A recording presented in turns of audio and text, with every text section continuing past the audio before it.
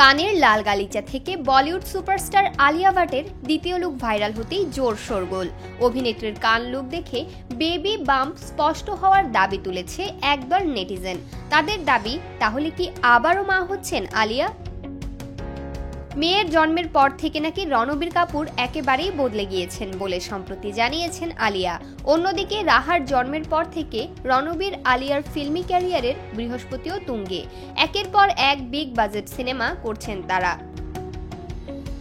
এসবের মাঝেই কানের গালিচায় আলিয়া ভাটের দ্বিতীয় লুক দেখে নেটপাড়ার অনুমান, এবার সম্ভবত রণবীর কাপুরের ঘরে দ্বিতীয় সন্তান আসতে চলেছে।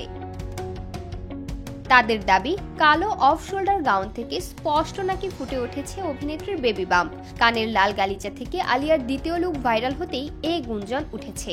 সেই জল্পনা যখন তুঙ্গে, তখন এ প্রসঙ্গে উল্লেখ্য, সম্প্রতি ভাইরাল হচ্ছে কিছুদিন আগে জয় শেট্টির পডকাস্টে দেওয়া আলিয়ার ইন্টারভিউর কিছু ক্লিপ। সেখানেই অভিনেত্রী জানান, পুত্র সন্তানের জন্য একটি নাম ঠিক করে রেখেছিলেন তারা। রাহার নামকরণ করেছিলেন তার দাদি নিতু কাপুর। সেই সময়ই এক পুত্র সন্তানের নামও ভেবে রেখেছিলেন রণবীর আলিয়া। সেই নামটি যদিও জানাননি তখন আলিয়া, তবে তারকা দম্পতি যে দ্বিতীয় সন্তানের পরিকল্পনায় রয়েছেন সেই ইঙ্গিত স্পষ্ট। এবার কানের কার্পেটে আলিয়ার স্ফীতদৌড় দেখে সেই ইঙ্গিত মিলিয়েই দুয়ে দুয়ে 4 করে ফেলল নেটপাড়া।